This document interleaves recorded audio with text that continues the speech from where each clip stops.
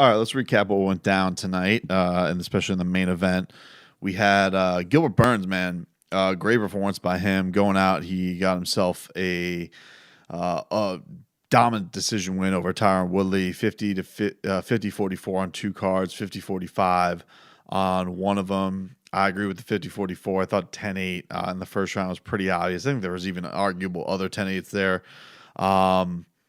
But man, Gilbert Burns really announcing his presence with authority in the welterweight division, and not really a scratch on him, man. Not really a big moment for Tyron, which was tough to see. And I think DC said it well to Michael Bisping in the midst of the fight. Like, you don't want to go into this and just talk about how poor Woodley looked. You got to acknowledge that the reason he looked that poor is because Gilbert Burns looked that fantastic.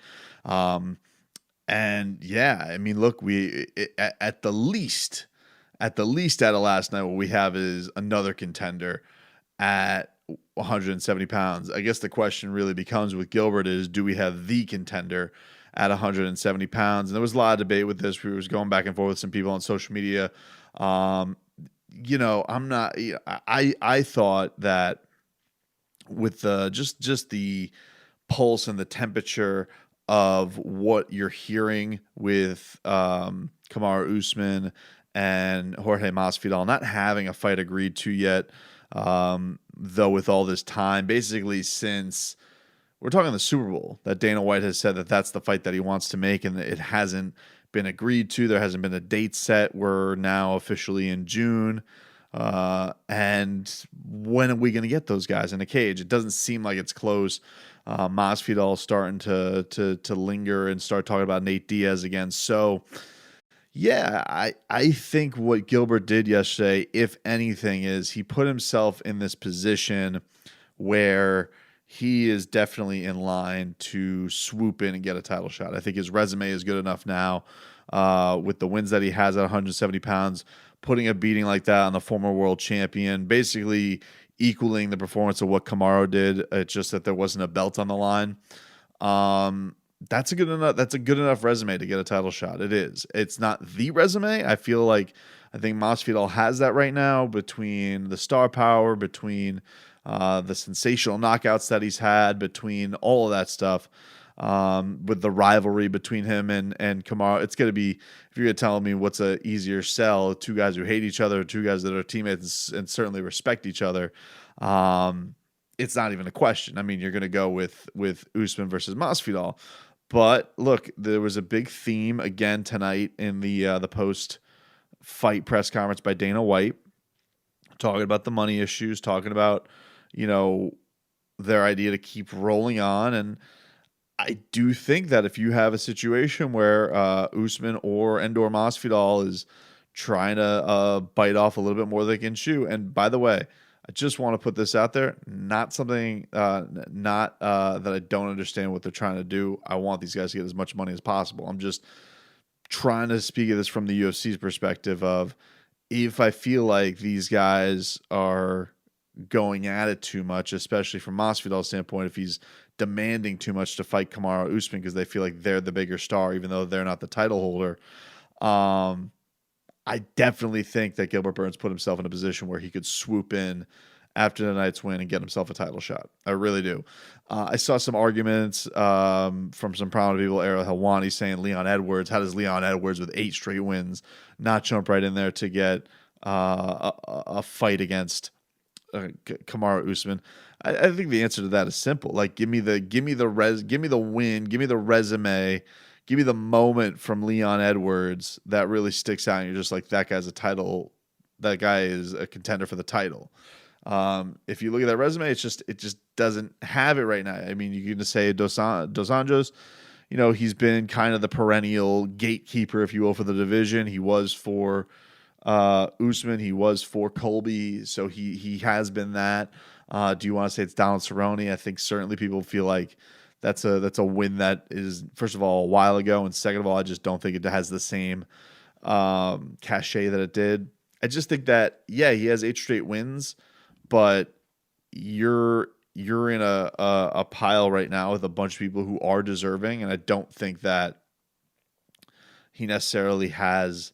Look, he had the opportunity to fight Woodley. It's a different story. He didn't. I mean, it's a pandemic. It's out of his hands. But that, as Leroy will tell you, one of my favorites in them's the breaks. Like, it sucks that he didn't get the opportunity to fight Tyron Woodley to put himself in position to fight for the title. But don't tell me that a guy was going to fight Tyron Woodley for what was likely a title shot, whoever won that fight, and he didn't because of a global pandemic. Somebody else stepped in, won that fight in as dominant a fashion as you could win it, and that guy doesn't deserve the credit that you get to have credit for just standing on the sidelines while there's other contenders. So, no, to me, Leon Edwards has 8 wins. That's great. That's fantastic. Good for him.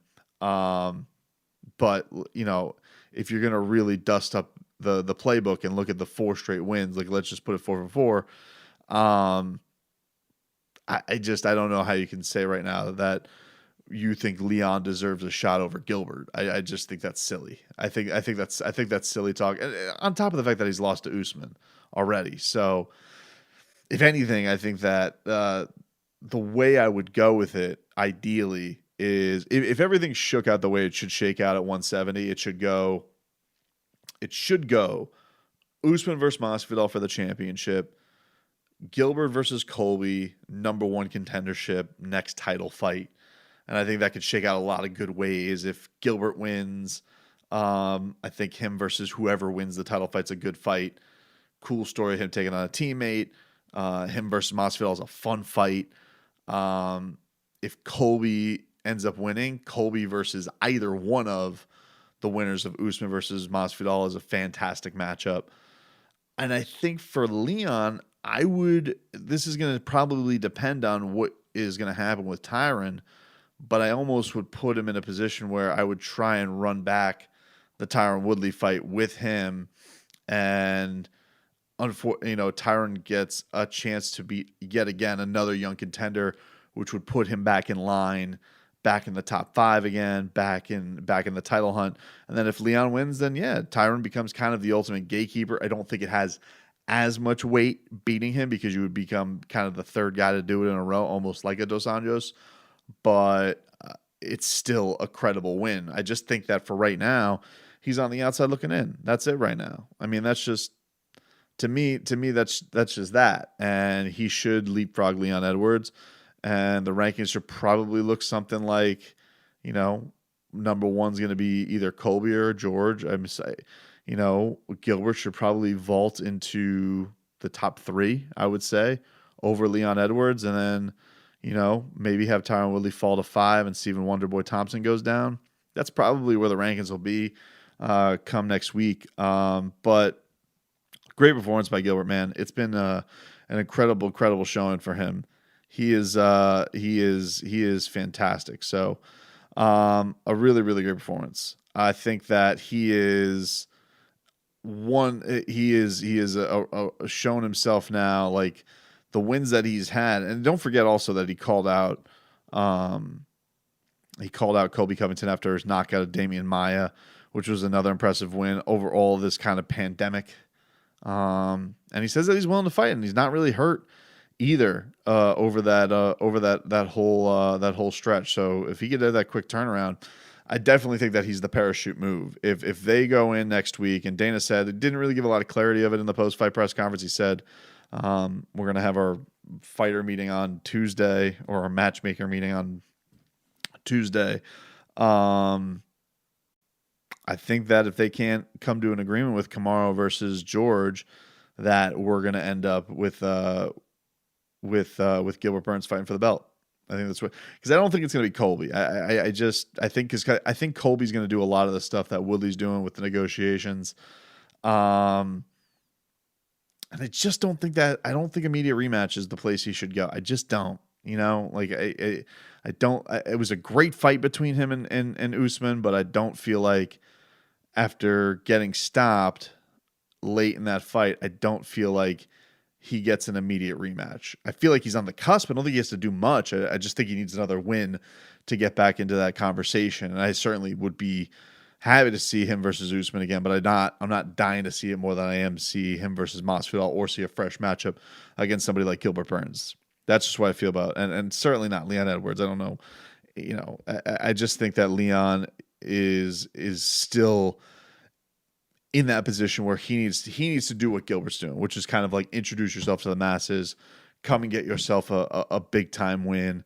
Because right now, honestly, here's the unfortunate thing for Leon is right now he's mostly known for the guy who took the 3-piece in the soda, and that's just the facts. Like he's known as the guy who was talking trash to Jorge Masvidal and got punched backstage.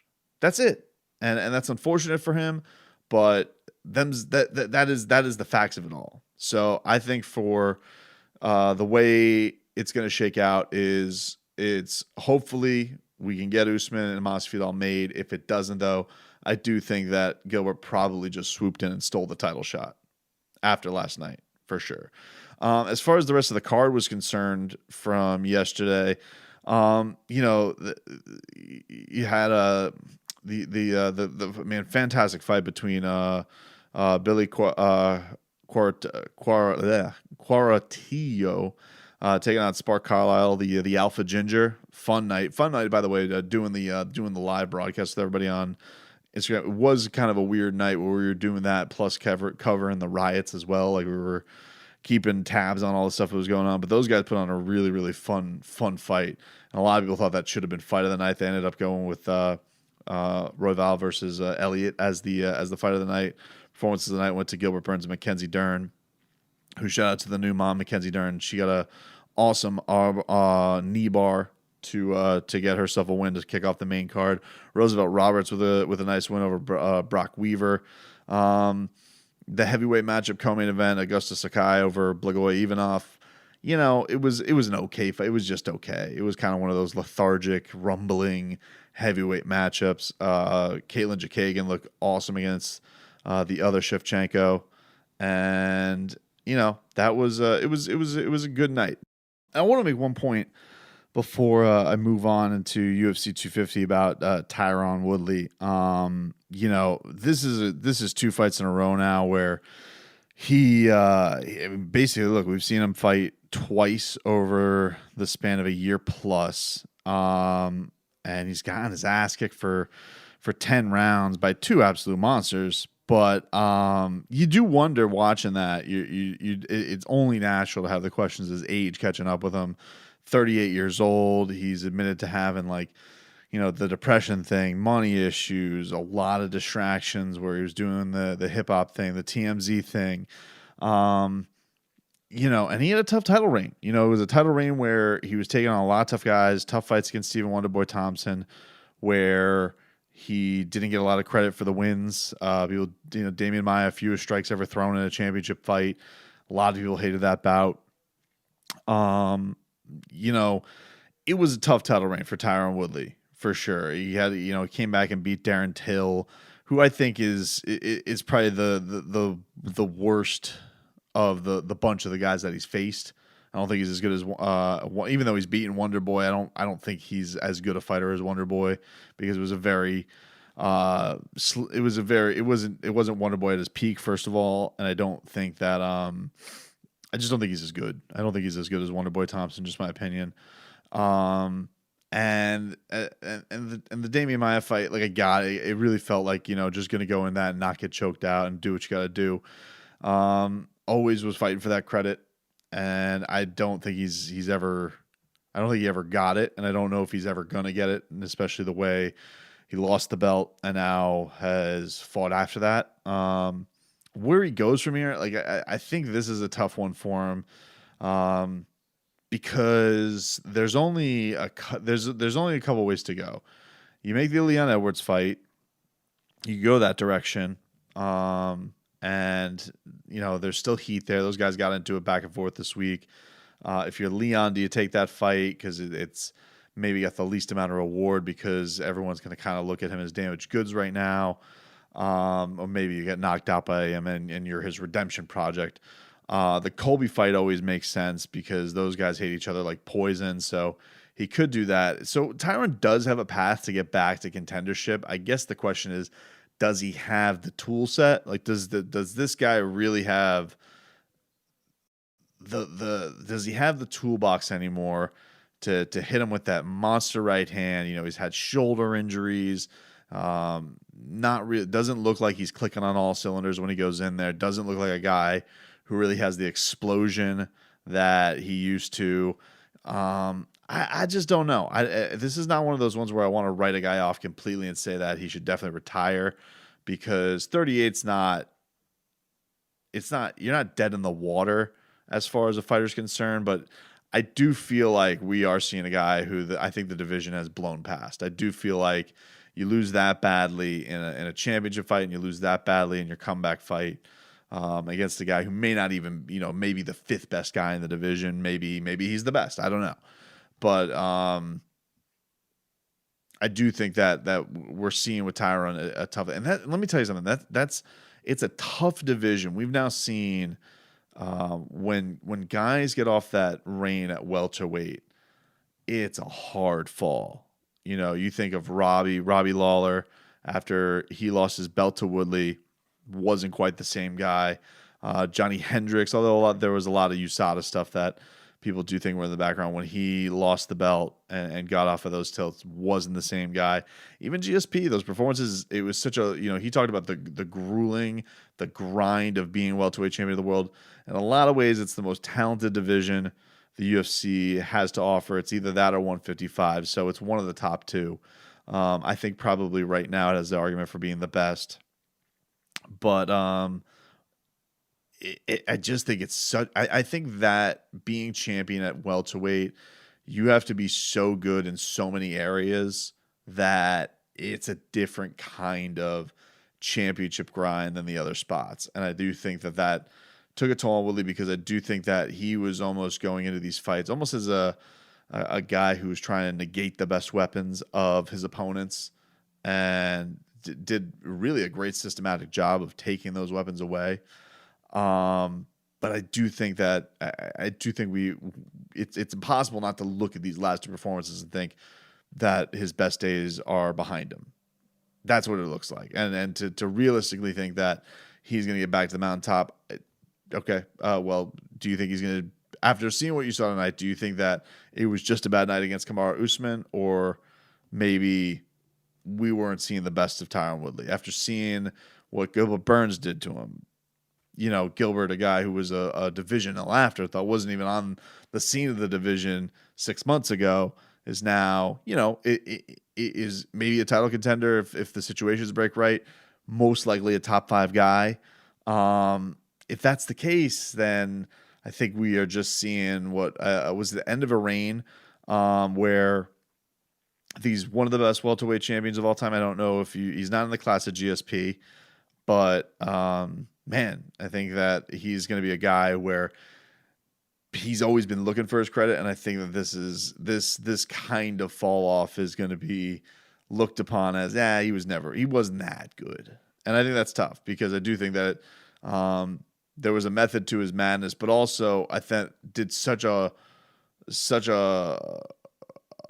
a lot of campaigning for himself to make people understand why he was good, rather than just, like have the sensational moments like maybe Kamaru is already having, where Kamaru has the performance that he has against Woodley, and then has the performance he does against Colby.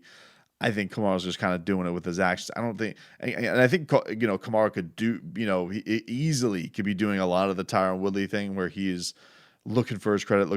I don't feel like he's doing that as much as Tyron did vocally. But yeah, it was tough to watch that. It definitely was. It felt like we were watching a guy way past his prime. It felt like 38 caught up to him quick. So it'll be interesting to see where he goes from here. All right, let's shift gears to next week. UFC 250, Amanda Nunes is going to be taking on Felicia Spencer in the main event. She is going to be defending her title. The last time we saw Amanda in action was against Jermaine Durandamy in December. Not a fantastic performance by the GOAT. It wasn't that she didn't dominate. It's not that she didn't get the win, but lackluster, I think, as you would say. Most of her performances have been just blow your mind, sensational. She had been on such a warpath of destruction. And so we hadn't seen Amanda Nunes. She's almost gotten to this level of she has to. It's almost becoming hard for her to top herself. So, we'll see what happens. Felicia Spencer showed herself to be really gutsy against Cyborg, but I wouldn't feel any kind of right going in here and thinking that she has any shot against beating the best woman to ever step inside the octagon. But a fun fight, really fun fight for the for the small guys coming up. You got Rafael Sunsao versus Cody Garbrandt, and obviously an interesting fight for Cody. There's been some talks of him ever going down to flyweight and whatnot, but this is a guy, he had a rocket to his back with the performance he had against Dominic Cruz 4 years ago, and you thought that this guy was on his way to being, maybe one of the next stars for the UFC. Has those knockout losses to TJ Dillashaw, who we know was juicing like a young Barry Bonds, or like an old Barry Bonds, I should say. I should say a young D Gordon.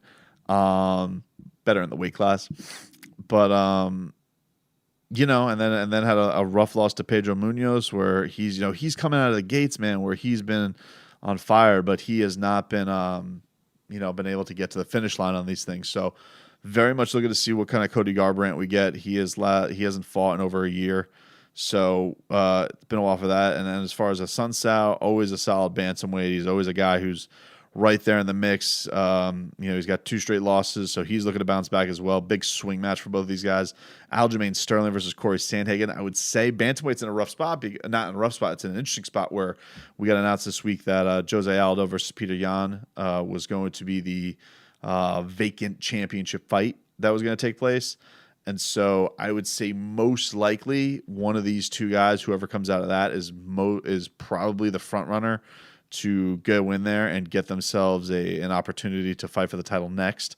But Corey Sandhagen has rattled off. He is a 12-1. He's rattled off 7 straight wins. And then Aljamain Sterling is in the midst of a 4-fight win streak as well. So, you're talking about 2 guys who are playing who are fighting real good right now. Really fun fight between Neil Magny and Rocco Martin is going on in that card as well. Neil Magny's always tough, always game in these cards, and so is Rago.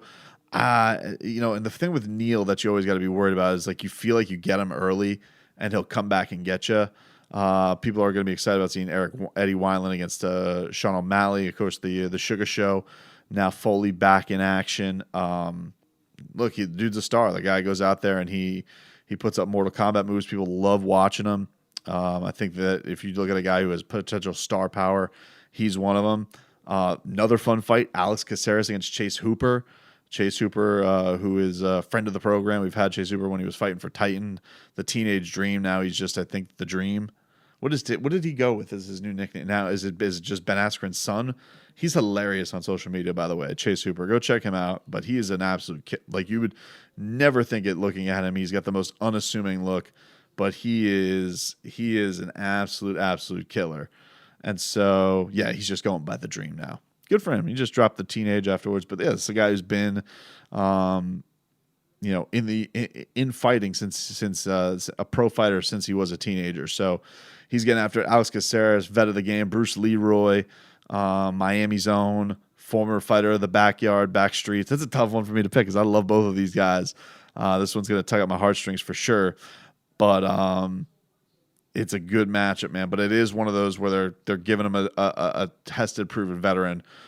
But I think they feel like the young guy should have enough in him to go and get the win.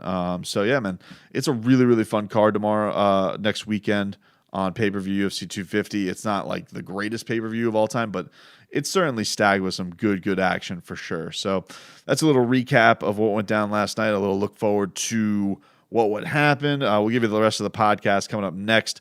You guys will get our thoughts on the whole John Jones versus Dana White kerfuffle. I will say before when we laid that down, didn't get Dana's comments that we got in the post-fight tonight.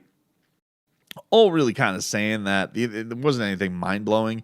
He did say that the thing with the reason he doesn't have a great relationship with John is because all he does is think about the disappointment that he has and what John could have been. He could have been the LeBron of the sport. And that, just because he's the greatest of all time doesn't mean he can sell. Look, I get what he's saying. I just think it's silly not to expect this guy to take this leap up, this monster fight, which is a super fight. It's one of the rare super fights that you guys do have on the table, and to think that fight can't. If you can't, but my point would be this: if you can't sell that fight, is that a John Jones problem?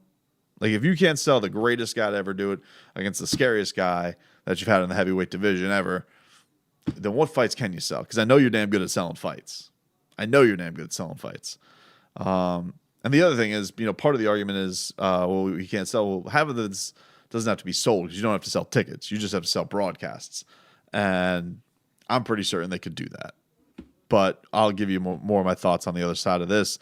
And that's it, man. So everybody have a great rest of your week. Thanks for tuning in. Everybody who tuned into the Instagram Live, IG, thank you for that as well. And appreciate you checking in on the silliness.